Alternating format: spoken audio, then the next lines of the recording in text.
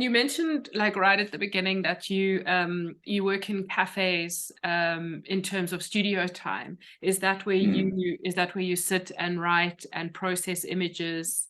And why do you choose to do that as opposed to being at home or in a studio space?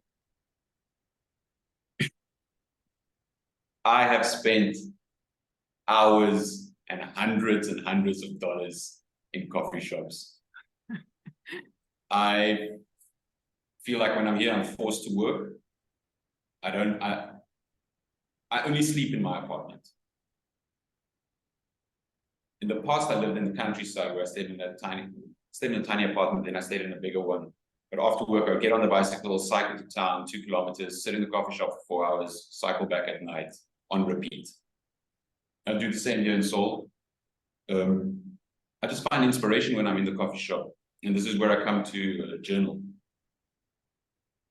When I'm here, I'm forced to work. I can't go lie on a couch. I can't switch something else on. I can't go open the fridge. Like, I'm here, I'm working. And do you keep a journal every day? Do you journal? Because you've traveled across the world, you've really experienced a lot. And we work together with your journals and with your voice and how to get your voice out into the world. When we it was 2019 when we were meeting and chatting about that. And so do you write every day? And what was there any kind of pivotal moment in your career for you with your writing and expressing yourself? I do write every day. I've got 2 journals. One journal is thoughts, decisions, what I'm doing with life and who I met, and like documenting experiences. And then the other journal is just creative ideas, maybe like a lyric or something like that. And then I also have like what I do every day. Went to the gym, sat on the roof. I've got a rooftop over here.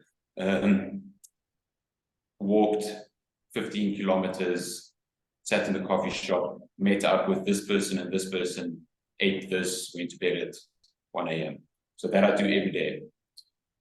When I was back in South Africa, you actually gave me a very cool idea at that time for my writing, was to look at my current situation at that time through the viewpoint of like an external person or something external.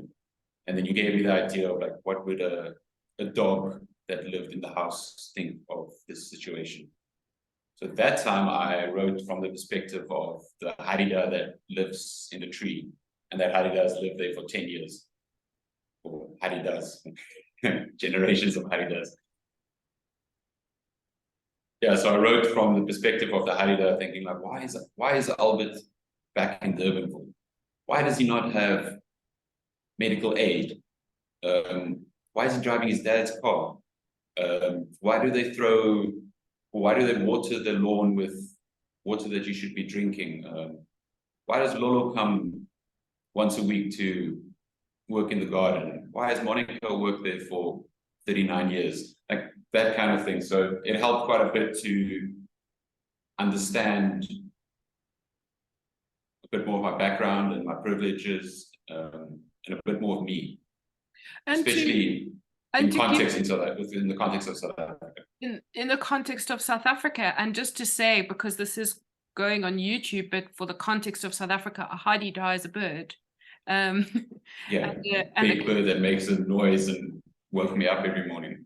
And it looks kind of Jurassic, right? It's kind of a Jurassic looking bird with a massive beak, and also it's like using a kind of an alter ego to give you permission to vocalize some of the issues or some of the perspectives that you see that aren't that easy to come out of your own personal mouth, Yeah, you gave me that idea, so I still of the harida.